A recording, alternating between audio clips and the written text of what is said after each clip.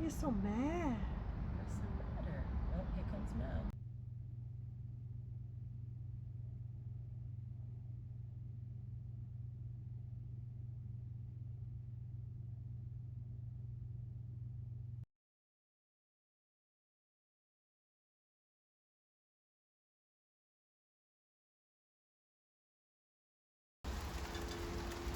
Look at the blue sky and the rain. And you can see the rain over this way. So I keep filming over this way. Breakfast.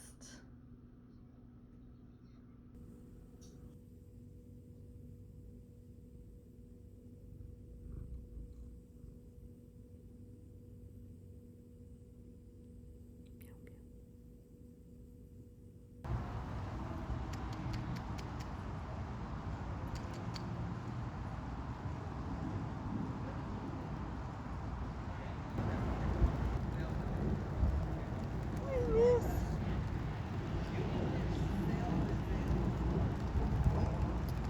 Looky here. We got our first pumpkin. At least the first one I've seen.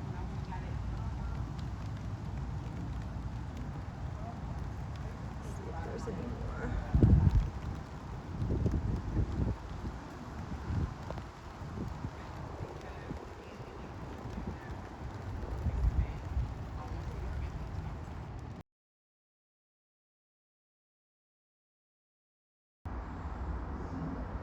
Kitties. Hello, kitties.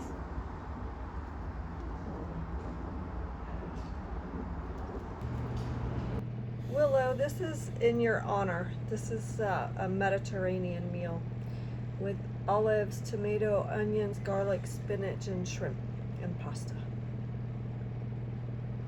Salud!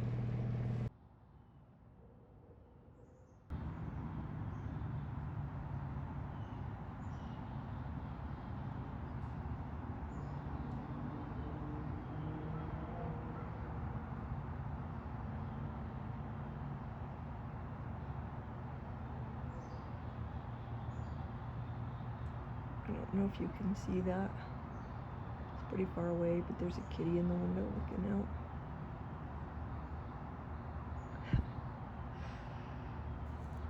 Let's take a peek at the garden.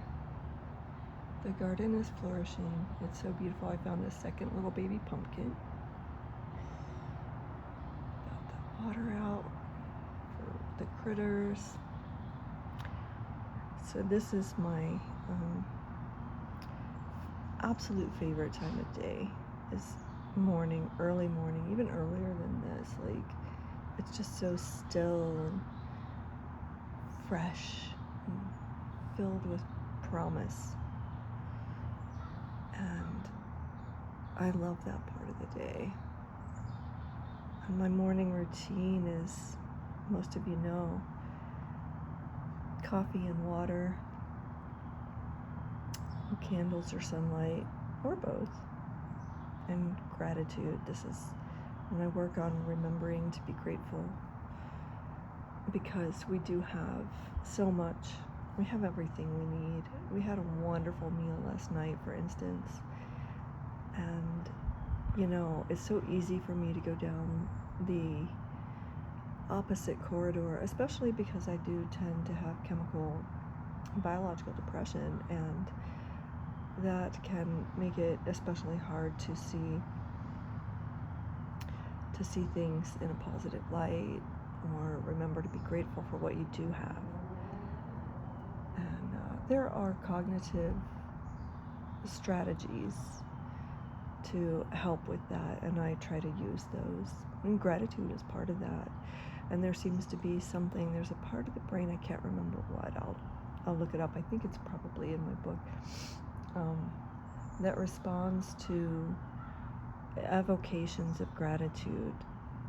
So gratitude isn't necessarily a feeling or emotion at first or always, but it can be a practice, or needs to be a practice, and when practiced it can evoke that higher state by releasing chemical neurotransmitters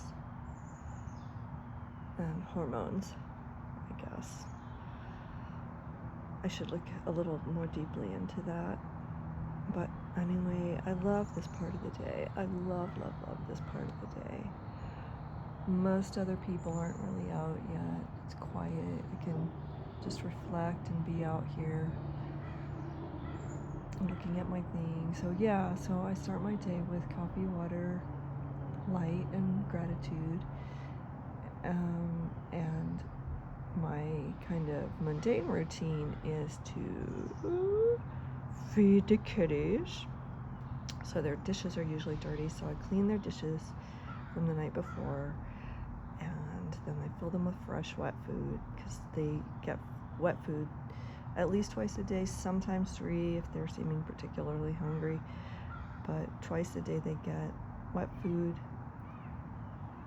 and they always have dry food, but that's not necessarily a good thing according to Cat Daddy, but they seem to feel more secure if they've got some dry nibbles in their dish. But so that's what we do. It's just sort of our established habit. But anyway, I feed the kitties and I clean their cat box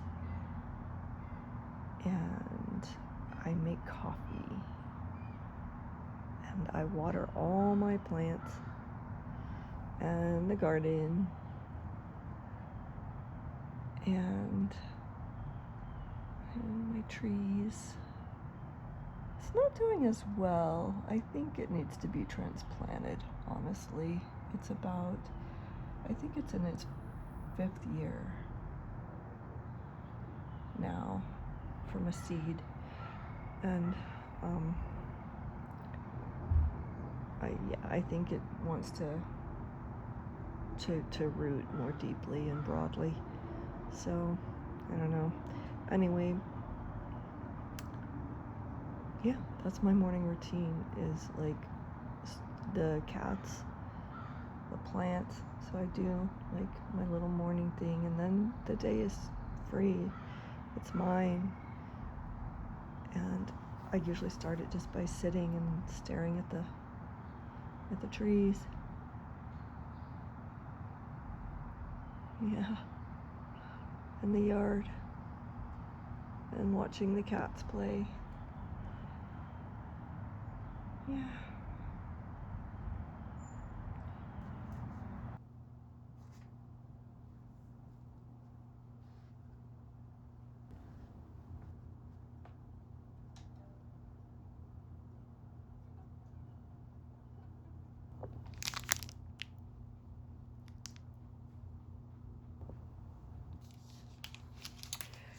So I'm gonna share a little hack. So this is 14 grams of protein, which is really not a lot, but as a pre-workout, it's pretty good. So the calories are 230 calories, units of energy, and the protein grams are 14. So this is a trick that I learned from a woman, Amanda Nightberg or something like that. She's on Instagram. She's a registered dietitian. If you add a 0 to the number of the number of the grams of protein, so 140 is lesser than 230, so it's like an okay source if you're watching carbs. Now, if you're an endurance athlete, you need your carbs, and also you need them if you're doing resistance training.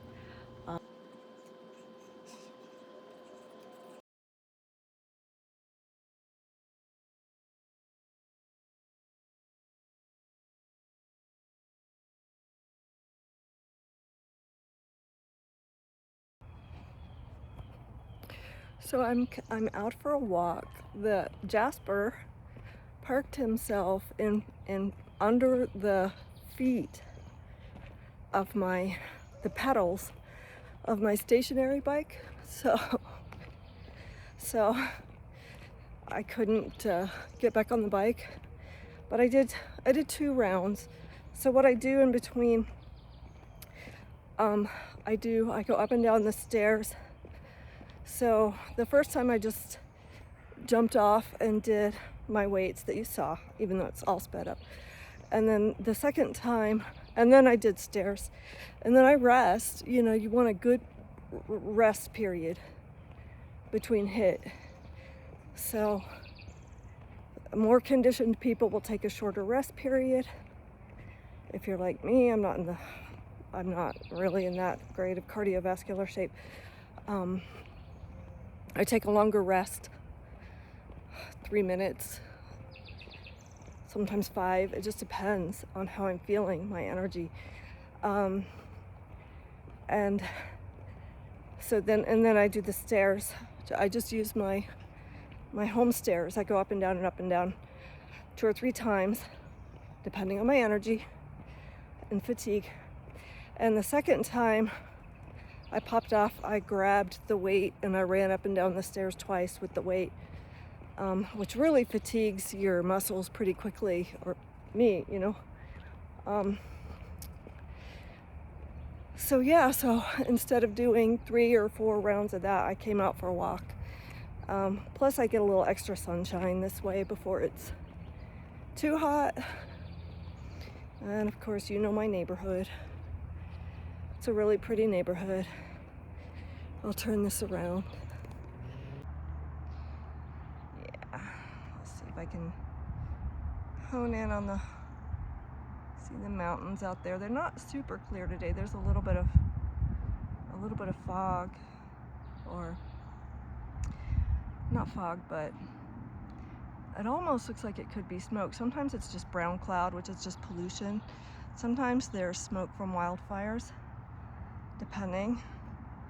So yeah, so just walking about a mile, and because it's so warm, I'll just probably not do 2 rounds. Sometimes my friend and I do 2 rounds, but yeah, I'm gonna sign off and finish my walk, because I'm trying to walk at a pretty fast pace. So I wound up, I came home, but I saw on my way home, I saw a kitty, a feral that we've been taking care of with a neighbor, and I thought the neighbor had taken her home, like she had halfway domesticated her and had taken her to her new place because she moved. Well, I saw her out and I was like, oh no.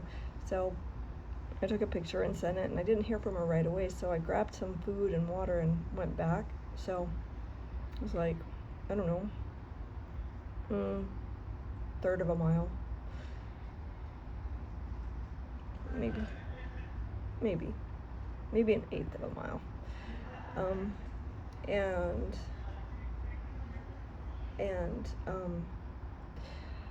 put the food down for the kitty, and then came back, and the lady got back a hold of me, and she was like, oh no, please don't feed her, because I'm trying to trap her. She got away from us and I'm trying to trap her. I guess she found her way back to her old spot. I guess she doesn't live very far from here. So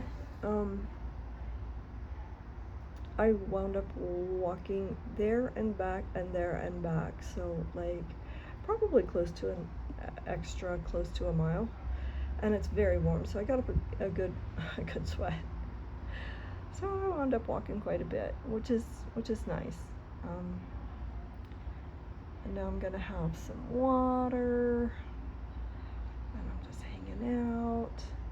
I'll probably do a little painting later, and I finished my NASM chapters, and I took a practice quiz yesterday, practice exam, and I didn't even review, and I got 85 out of 100.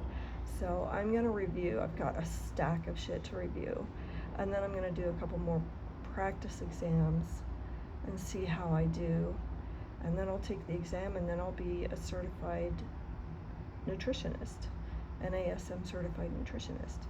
So yeah, I need to study, and I'll probably do a little painting.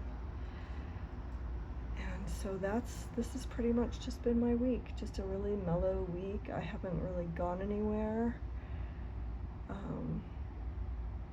Just the same, just exercise, my interests, my garden, and just kind of watching the days go by, like John Lennon sitting here watching the wheels go round and round. Really love to watch them roll. Yeah. So, anywho,